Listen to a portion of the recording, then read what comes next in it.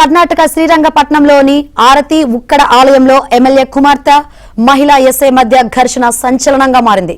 మహిళా SI MLA కుమార్తె ఒకరినొకరు చంపదెబ్బలు కొట్టుకున్న ఘటన వైరల్ గా మారింది. భీమ అమావాస్య వేడుకల సందర్భంగా ఆలయ గర్భగుడిలోకి ప్రవేశించి విషయంలో వివాదం తలెత్తింది. దీంతో ఒకరిపై మరొకరు దాడి చేసుకున్నారు.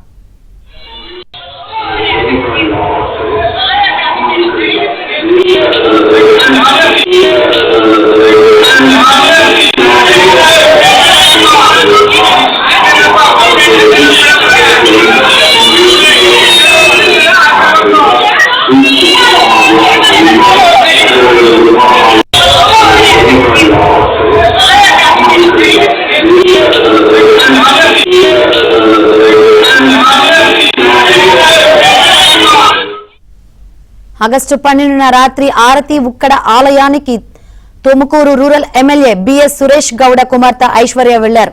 గర్భగుడిలోకి వెంటనే అనుమతించకపోవడంతో ఆమె పోలీసులతో వాగ్వాదానికి దిగారు. ఈ క్రమంలో మండ్య మహిళా police station SI Savita B Patil తో ఆమె తీవ్ర వాగ్వాదం చేసినట్లు వీడియోలో కనిపిస్తుంది. వాగ్వాదం ముదరడంతో సవితా పాటిల్ ను ఐశ్వర్య చంపదెబ్బ కొట్టగా అనంతరం ఎస్ఐ కూడా ఆమెను కొట్టినట్లు వీడియోలో స్పష్టంగా కనిపిస్తోంది.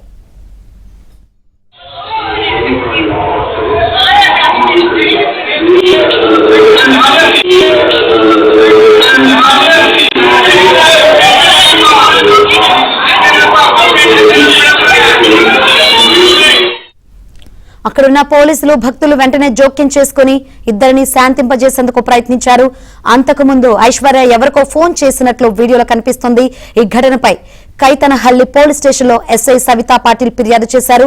తనను దూషించడంతో పాటు చంపదెబ్బ కొట్టి విధులకు ఆటంకం కలిగించారని ఫిర్యాదులో పేర్కొన్నారు. ఇదే ఘటనకు సంబంధించిన ఐశ్వర్య తరపున ఇచ్చిన ఫిర్యాదును పోలీసులు స్వీకరించలేదని తెలుస్తోంది.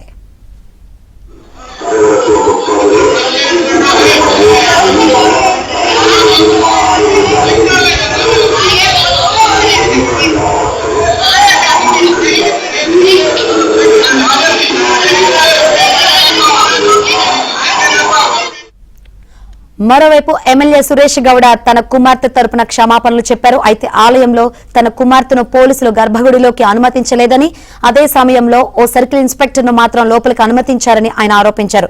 ఎస్ఐ తన కుమార్తెను దూషించినట్లు తెలుసుందని, ఆ తర్వాతే ఘర్షణ జరిగిందన్నారు.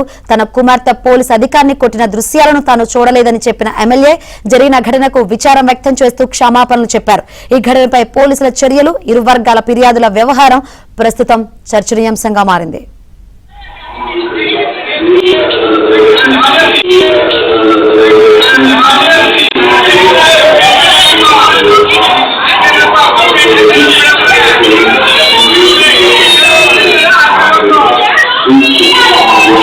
Thank you.